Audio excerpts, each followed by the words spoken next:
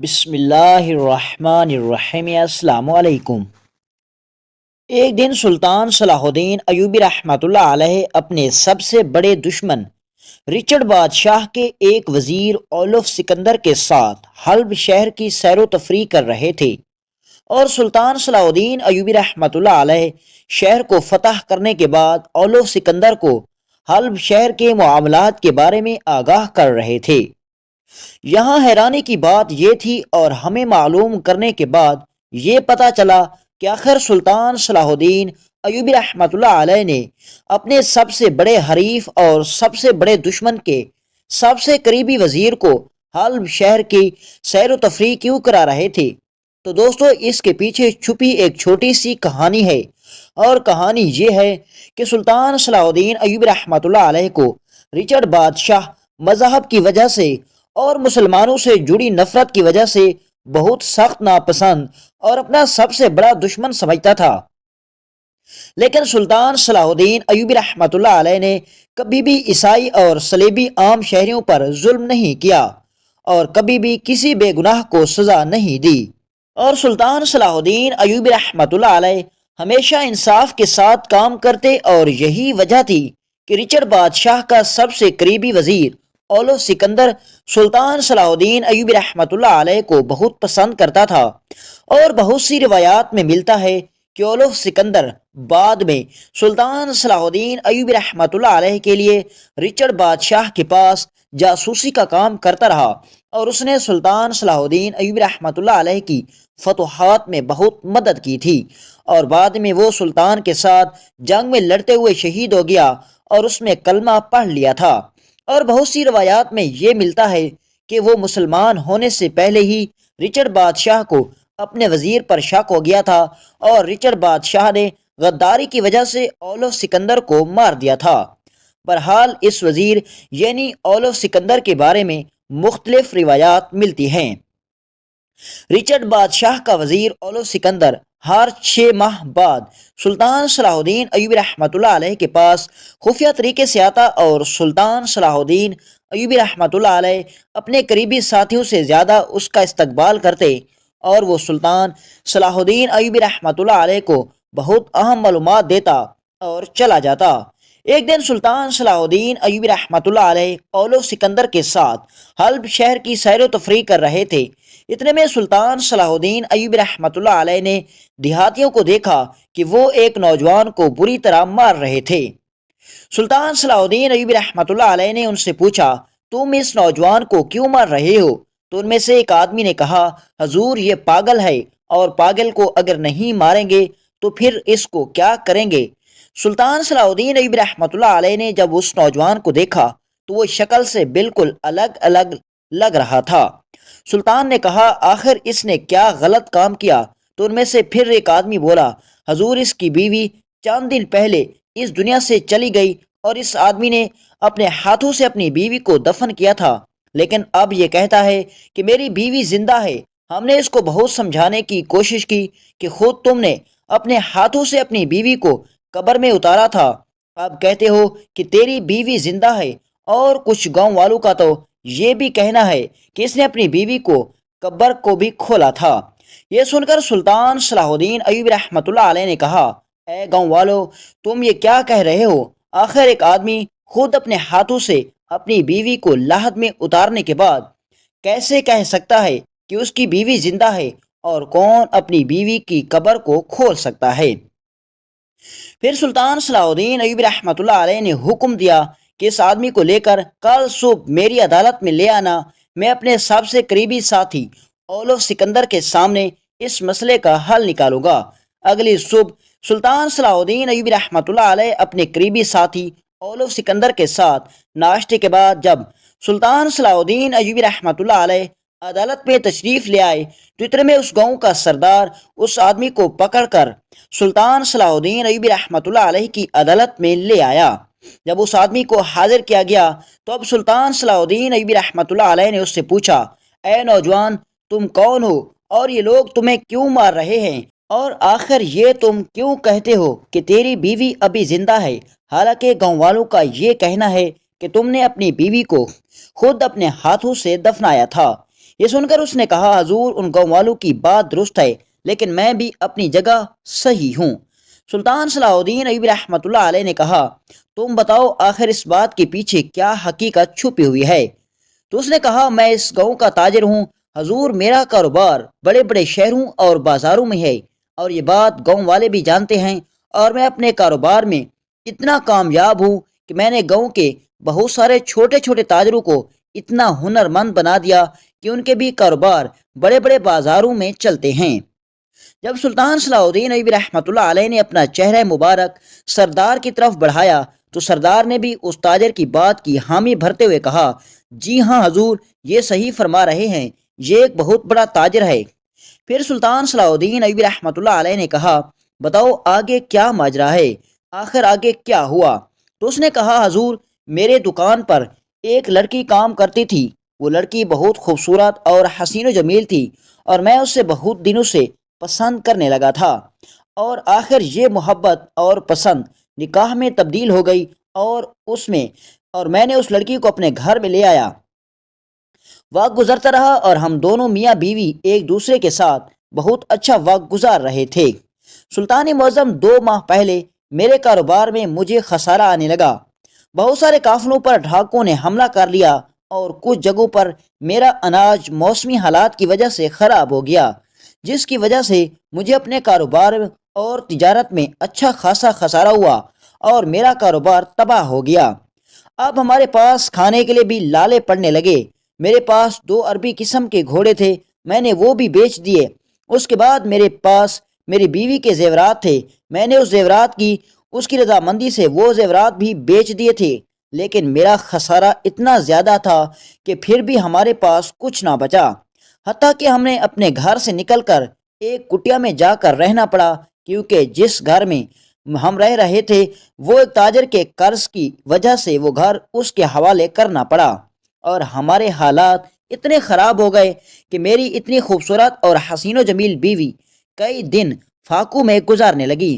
لیکن حضور میں کامیاب تاجر تھا اور میں جانتا تھا کہ کبھی بھی مجھ پر مشکل وقت آ سکتا ہے، اور اس لیے میں نے جوانی میں ہی بہت سارا سونا جنگل میں جا کر چھپا دیا تھا، اور اس سونے کو زمین میں چھپانے کے بعد میں نے اس کا ایک نقشہ بنا لیا تھا تاکہ اگر زندگی میں مجھے یا میرے مرنے کے بعد میرے بچوں کو یا میری بیوی کو کبھی بھی مشکل وقت آئے تو ان کا آخری سہارا وہ وہی چھپا ہوا سونا ہو سکتا ہے۔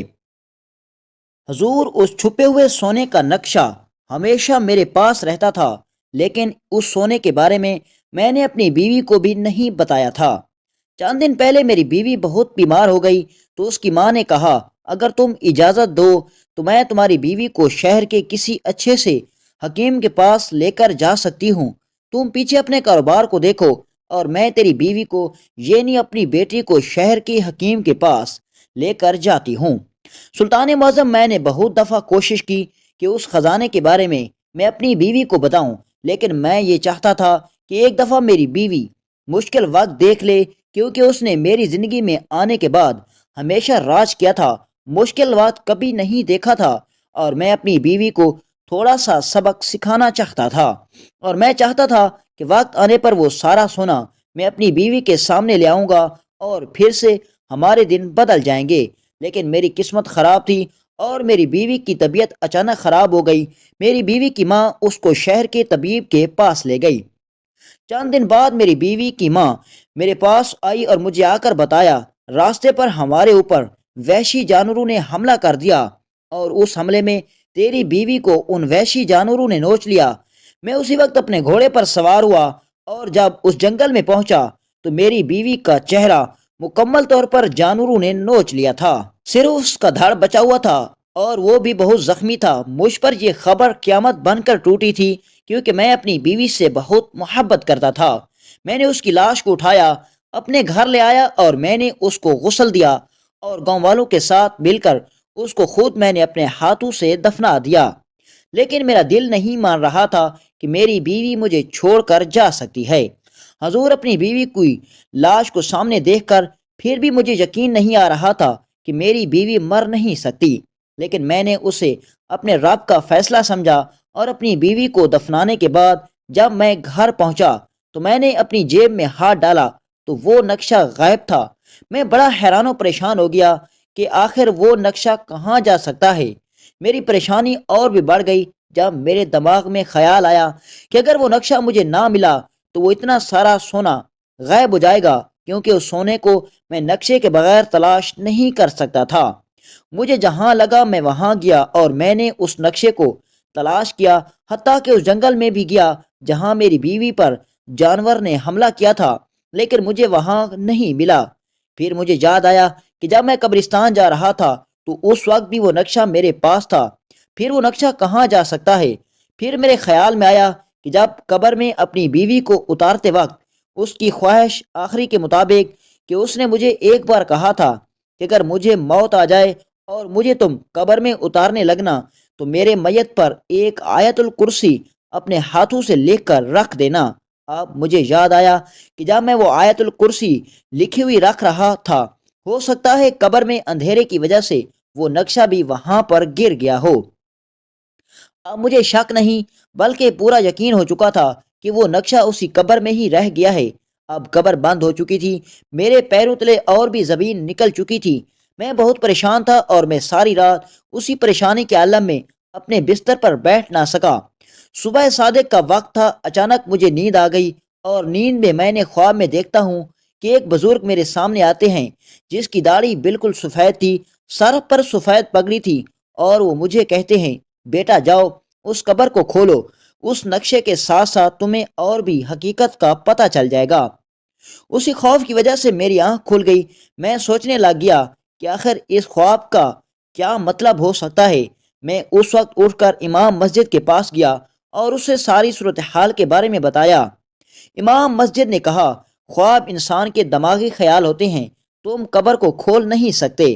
میں نے جب دیکھا کہ اگر میں نے اس بات کا ذکر گاؤں والوں کے ساتھ بھی کیا تو وہ مجھے کہیں گے کہ تم چاند سونے کے سکوں کی خاطر اپنی بیوی کی میت کو بے سکون کرنا چاہتے ہو، لہٰذا میں نے فیصلہ کر لیا کہ آج دوپہر کے وقت جب قبرستان کے ارد گرد کوئی نہیں گزر رہا ہوگا تو میں جا کر اس قبر کو کھولوں گا اور حقیقت کا پتہ چل جائے گا۔ میں اپنے ارادے کے مطابق وہاں پہنچ گیا۔ میں نے قبر کھولی اور جیسے ہی قبر کے اندر داخل ہوا تو وہ نقشہ جو میرے جیب سے گر گیا تھا وہ پڑا ہوا تھا۔ میں نے نقشہ دیکھا اور اپنی جیب میں ڈال دیا، اور پھر میں سوچنے لگ گیا کہ بزرگ نے کہا تھا کہ نقشے کے ساتھ ساتھ ایک حقیقت کے بارے میں بھی تمہیں پتہ چل جائے گا۔ آخر کیا راز تھا؟ میں اتنے میں سوچ رہا تھا کہ اچانک میری نظر اس قبر میں پڑے ہوئے میت کے ہاتھ پر پڑی۔ اس کے اوپر ایک نشان بنا ہوا تھا، اور جب میں نے اس نشان کو دیکھا تو مجھے پتہ چل گیا کہ یہ تو جنگل کے ساتھ میں موجود قبیلے والوں کا نشان ہے جو پیدا ہوتے ہی اپنے بچوں کے ہاتھوں پر نشان بنوا دیتے ہیں، اور یہ نشان تو میری بیوی کے ہاتھ پر بالکل موجود نہیں تھا۔ میں حیران و پریشان ہو گیا کہ آخر میری بیوی کے ہاتھ پر یہ نشان کیسے آ گیا۔ میں نے پہلے تو کبھی یہ نشان نہیں دیکھا۔ میں باہر نکل آیا، قبر کو بند کیا اور اپنے گھر واپس لوٹ آیا۔ اب یہ سوال میرے دل میں تھا، یہ سب کیا ہو رہا ہے؟ آخر یہ سب کیا ہے؟ میری سمجھ میں کچھ نہیں آ رہا تھا۔ پھر میرے دماغ میں خیال آیا، اس سوال کا جواب مجھے اس قبیلے میں جا کر ہی ملے گا۔ میں اپنے گھوڑے پر سوار ہوا اور اس قبیلے میں پہنچ گیا، اور اس قبیلے میں جا کر مجھے پتہ چلا کہ اس قبیلے کی ایک عورت گم ہو گئی ہے، اور کچھ قبیلے والوں کا کہنا تھا کہ اس عورت پر جنگلی جانوروں نے حملہ کر دیا تھا۔ اب میرا شک یقین میں بدل گیا تھا کہ جس میت کو میں نے اپنی بیوی سمجھ کر دفنایا وہ میری بیوی نہیں تھی، بلکہ اسی قبیلے والوں کی وہ عورت تھی، اور میں نے اسے اپنی بیوی سمجھا تھا۔ پھر میرے دماغ میں خیال آیا کہ اگر وہ میری بیوی نہیں تھی تو میری ساس نے مجھ سے جھوٹ کیوں بولا۔ میں پھر اپنی ساس کی طرف گھوڑے پر بیٹھ کر روانہ ہو گیا۔ میں نے سیدھا جب اس کے گھر میں گیا تو میرا سسر اپنے گھر میں موجود نہیں تھا، میری ساس گھر میں اکیلی تھی۔ میں نے سیدھا خنجر اس کی گردن پر رکھ دیا اور کہا، بتاؤ حقیقت کیا ہے؟ آخر تم نے مجھ سے جھوٹ کیوں بولا؟ اور حضور اس نے جب میرے سامنے حقیقت کھولی تو میرے پیروں تلے زمین نکل گئی۔ اس نے کہا کہ میری بیٹی صرف تیری دولت سے محبت کرتی تھی، اور جب تیرے پاس دولت ختم ہو گئی تو اس نے بیمار ہونے کا ناٹک کیا اور مجھے کہا کہ راستے میں جا کر میں اپنے پرانے عاشق کے پاس چلی جاؤں گی اور تم میرے شوہر کو جا کر بتانا کہ تمہاری بیوی کو جانوروں نے نوچ لیا ہے، اور وہ مجھے میری لاش سمجھ کر دفنا دے گا، اور وہ مجھے ہمیشہ ہمیشہ کے لیے بھول جائے گا۔ جب مجھے وہ لاش ملی تو میرا کام اور مضبوط ہو گیا۔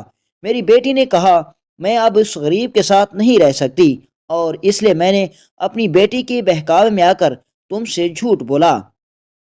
جب یہ خبر میں نے سنی تو میں نے اپنی بیوی کی ماں سے پوچھا، کیا اس کا پرانا عاشق کون تھا؟